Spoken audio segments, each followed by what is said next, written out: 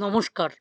বেশ কয়েকটি দিন ধরে আমি কল্পতরু বিষয় নিয়ে কথা বলছি। ঠাকুর শ্রী শ্রী রামকৃষ্ণ পরমহংসদেব কল্পতরু, সেই কল্পতরু নিয়ে কথা হচ্ছে।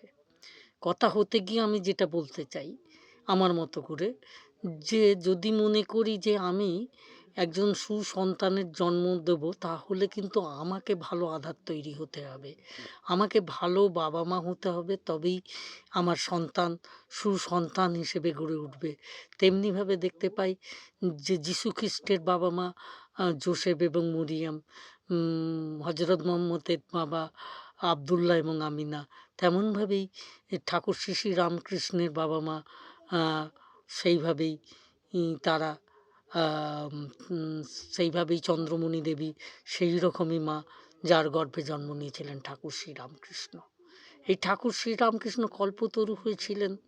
তিনি সমস্ত অজ্ঞানতা দূর করে মানুষকে জ্ঞানের আলো দেখিয়েছিলেন।